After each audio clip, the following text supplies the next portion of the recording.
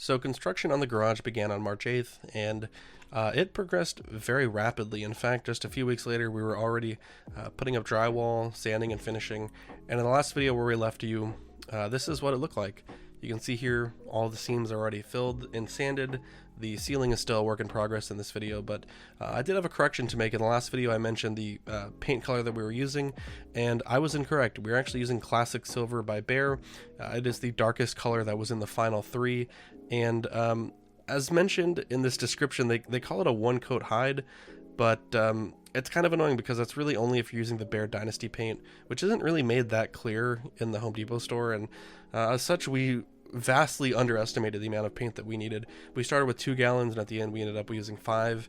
And just a heads up, if you're doing painting, make sure you look at the fine print.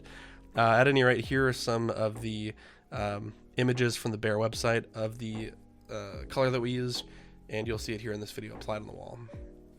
Our contractor told us to go ahead and pick out light switches, and boy, there are a lot of them. There are smart switches, they're kind of the normal dumb switches, there are dimmer switches, and because we paid extra for dimmable LEDs, we did go ahead and get an actual dimmable switch.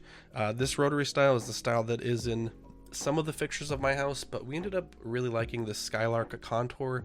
It allows you to set a dim percentage and then basically toggle to that percentage on and off. Granted, we'll be using mostly on and off, but the ability to dim the lights is pretty good. Now here's a look as we are doing some of the painting, or rather priming on the ceiling.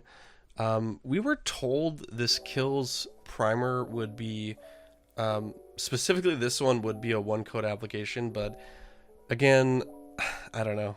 I don't think we were doing it wrong, but it ended up being like a 4 or 5 coat application.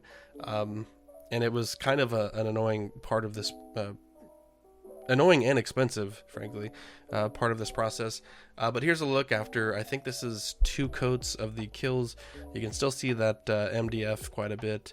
But at any rate, we have to keep moving forward, and this was basically painted until it was almost white, and then the texture basically brought it to a homogeneous white surface. We did replace the garage seal. When this garage is fully down, there is still a light gap, but that's going to be solved with a second seal on the bottom, and then also bringing the garage down just a bit further, the door rather, on the track. But the reason we replaced this seal, it was basically falling apart with the original one, and most of the original seal was actually missing. So though there is a gap here, that is not really a problem caused by changing this seal. So to this day, this problem still exists. We are fixing it. Hopefully with the next video that will be fixed. But yeah, just know that this is not going to be like a permanent air gap there. But you can see here the water heater corner is looking very elegant. It's been made into its own little closet, which is really well done. And yeah, you can see there, this is, I want to say 3 or 4 coats of the Kills. You can still see just a tiny touch of brown, and more is being applied to the ceiling. And at this point, we're almost done with the full electrical. It's just those 3 lights that need to be installed. And looking here, this is the Skylark Contour LED switch, as mentioned. We have 3 of these that control the 3 lights in the room. And we also did pick up, for the exterior air conditioning outlet, we picked up a sort of an in-use box, which will cover from rain and the weather and everything like that. So this is going to be very useful for protecting that circuit outside. The next step was the texture, as mentioned. I think there was one more coat on the ceiling that was done before the texture was applied. And the texture was a very transformative part of this garage build. At this point, it's just drywall. I didn't really feel like it became a room until we saw the texture. There are some parts of these videos where the texture is, you kind of see those little bubbles. Worry not, those were sanded down before paint, and so yeah, they definitely took care of those. And yeah, the texture was great. It really brought this room together, and really helped hide any of those small seams between the different drywall panels. And as mentioned, it really made the ceiling look nice and even together. So the texture was really an important step for this. I believe it goes on gray and then it dries white. because when we came back a few hours after this video, most of the room, minus the original drywall color, was pretty much all white. So just note that there. And yeah, those are those little larger pieces of texture that I mentioned that were removed before we went on to the paint step of this project. At this point, before the texture was applied, we did go through and make sure to cover everything really well with extra of this plastic wrap, just to keep some of these 3D printers and the arcades protected. And yeah, you can see there even the access hatch got a little texture to make it blend in with the ceiling, which looked really good and matched very well. So we're really excited about that. And for the first time since we started, well, maybe not since we started, but for the first time on camera at least, we had a visitor visit the In Progress studio. And if you're in the chat or if you're on Instagram, I know you know him and you love him. It was Philip the Fool, and the Philip the Fool came to visit. He had bought a Hot Toys The Batman Regular Edition sticky bomb gun, and since he lives in San Antonio, he came by and got to pick up his product in person, along with some Collecting Weekly swag. And yeah, he was nice enough to bring his Batman. I've actually not seen my sticky bomb gun in a holster just yet. I've, you know, had a small number of folks that were generous enough to share photos with me, and to see it in person and see the fit and finish of everything, it was really really a neat experience. So thanks Philip for that, and hope you're enjoying your sticky bomb gun. We started with the paint the next day, and as mentioned, this was definitely not one coat coverage, even over white, which was kind of surprising. But yeah, you can see here we also have 2 of the lights installed. Unfortunately, this light here in the corner will need to move 1 slot over for Victoria's princess light, as we're calling it, and that will give her her little reading nook. Here are the dimmable lights in action. So they basically dim all the way to about 10% and then up to 100, and you do have the quick toggle switch to toggle them on and off, which works really well.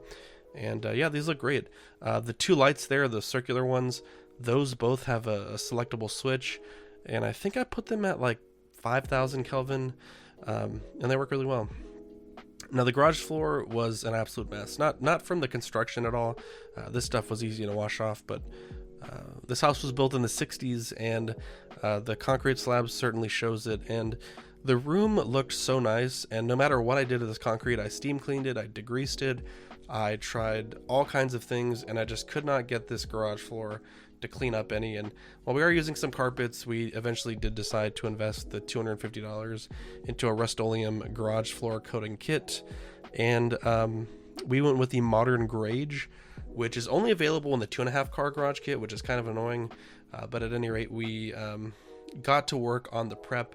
And unfortunately, there's not a ton of video of the prep.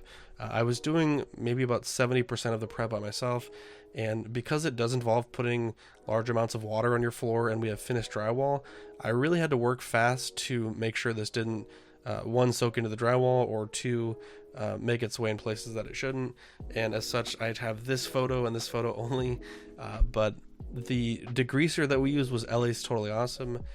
We did many mops trying to clean this up, and then we acid etched. And after the acid etched, we did see some improvement, to be honest. However, we did also discolor the floor a little bit, and I was kind of concerned going into the floor paint application, or the epoxy application, that this would show through, but fortunately it did not. Now here we are the day of, or the day before rather, we did the Rust-Oleum 2-part concrete crack repair, and it worked out very well. In fact, I think this was one of the most important steps of the prep. And the day of, this is the next day after the concrete patch was applied and sanded, we taped the walls, and we began to prep with some breakfast tacos to do the floor. Now, we kind of set our expectations of what we'd consider success and failure, and our main failure would look like us running out of time to apply this product. And we had watched a few videos of people applying this product, and everyone complained that you really had to buy twice the amount of product that you needed. I don't know if this is like a new formulation, but I tried to apply this thick like some people were applying it, and I could not get this shit to essentially stick to the floor. I felt like I was more like squeegeeing it around the floor rather than painting it on the floor, and as such we ended up only using one bag of the two bags in this kit for our single car garage. So again, I don't know if the formulations just changed, but I tried applying it thick, and I just felt like it was going to gloop up and sort of leave weird bubbles and weird textures all over the floor. Now you apply this kit with the roller, and as you roll in sections, you do kind of throw these little chips on the ground. In some areas, we tried to focus the chips on imperfections in the concrete. However, I think the chips didn't spread like we thought. As such, there's like 2 or 3 spots where the chips didn't soak into the into the epoxy, or didn't kind of settle in, and they're kind of rough spots. And if I was to do this again, I would certainly do smaller handfuls as we go. You can see one of the chips right there. But within 8 hours, this is that night, we were walking on it, and it dried perfectly, minus a little bit of user error on the chip throwing. But you can see here this real beautiful high gloss finish, and I genuinely can't believe that we did this.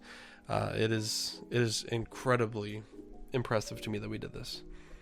And yeah, this is you can see here in the sun what this looks like. And yeah, this is actually, I'm sorry, I may have misspoke. This was the next morning, but we did walk on it the night before, and that's when I had put that little sea shelf there. But we did it, and I'm sorry, I'm just shocked. I can't believe it. At any rate, work continued on the garage. We did have that Monday after we applied this. The contractor came back and added the trim on the door and the trim on the what is this here on the edges of the drywall, and we went ahead and installed our curtain. This photo, there's only one curtain, but we actually bought a second one that's the exact same length, and that'll allow us to kind of bunch it together and be a little bit more aesthetically pleasing, and also better cover the garage door. But yeah, this is part 3. This is the transformation from day 1 to today, which is absolutely incredible. I can't believe that it's gotten to this point in such a short span of time. I'd like to thank my parents and Victoria, my grandfather, who's our contractor, and my grandmother for all the help in getting it to this point. We probably will have at least one more part of this series, maybe 2. The next part will be the internet installation and the air conditioning installation, and then or rather, the next part's probably going to be moving some of the stuff in, and then the final part should be the internet and the air conditioning, or some combination of those things. But yeah, that's pretty much it for this update. Obviously, we're very impressed with how things went.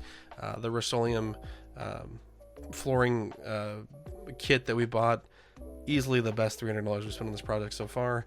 And if you're curious on a price and a budget, I'm going to leave that for next video. We're still dotting the I's and crossing the T's and doing all the math on the supplies that we bought, and then waiting for the final price from the contractor. So thank you guys for watching. Hopefully you enjoyed part 3 of our garage tour / studio room conversion.